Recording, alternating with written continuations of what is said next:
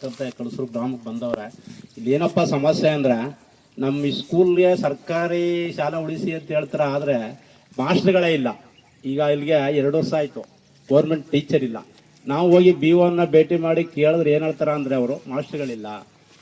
ಇಲ್ಲಿ ಯಾವುದೋ ಒಂದು ಗೆಸ್ಟ್ ಟೀಚರ್ ಹಾಕವ್ರೆ ಇಬ್ಬರು, ಯಾರೊಬ್ಬ ಮಾಸ್ಟರ್ನ ಇದು ಮಾಡಿ ಇದ್ರ ಮೇಲೆ ಕೊಟ್ಟವ್ರೆ ಡಕ್ಟೇಷನ್ ಹಾಕಿ. ಈಗ ಏನಪ್ಪ ಸಮಸ್ಯೆ ಅಂದ್ರೆ ಮಾಸ್ಟರ್ಗಳಿಲ್ಲದ ಕಾರಣ ಏನು ಮಾಡ್ತಾರೆ, ಇಲ್ಲಿ ವಿದ್ಯಾಭ್ಯಾಸ ನಡೆಯಲ್ಲ ಅಂತೇಳಿ ಹೊರಗಡೆ ಕಾನ್ವೆಂಟ್ಗಳ ಸರ್ಕಾರ ಏನು ಮಾಡ್ತದೆ, ಕಾನ್ವೆಂಟ್ಗಳಿಗೆ ಪರ್ಮಿಷನ್ ಕೊಟ್ಬಿಟ್ಟಿದೆ.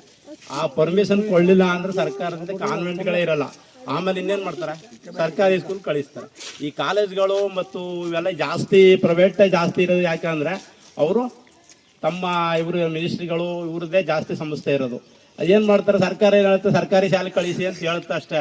ಅವ್ರು ಏನು ಮಾಡ್ತಾರೆ, ಪ್ರೈವೇಟ್ಗೆ ಮಾಡ್ತಾರೆ. ಇಲ್ಲಿ ನಮ್ಮಲ್ಲಿ ಚಿಗುರು ಅಂತೇಳಿ ಬಿದ್ರಳ್ಳಿ ಒಂದು ಕಾನ್ವೆಂಟ್ ಓಪನ್ ಆಗಿದೆ. ಇಲ್ಲಿ ಎಲ್ಲ ಮಕ್ಕಳು ಗಂಡತ್ತೂರಿಂದ ಹೋಗ್ತಾರೆ. ಈಗ ಏನಪ್ಪ ಅಂತ ಸರ್ಕಾರಿ ಶಾಲೆ ಗೆಲ್ ಕಳಿಸ್ತಾರೆ, ಮಾಸ್ಟರ್ಗಳೇ ಇಲ್ವಲ್ಲ.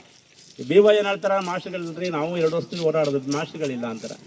ಆದರೆ ದಯಮಾಡಿ ಮಾಸ್ಟರ್ಗಳು ಬಂದರೆ ಹುಡುಗರನ್ನ ಸರ್ಕಾರಿ ಸ್ಕೂಲ್ಗೆ ಕಳಿಸ್ತಾರೆ, ಇನ್ನು ಪ್ರೈವೇಟ್ಗೆ ಹೋಗೋದೇ ಇಲ್ವಲ್ಲ.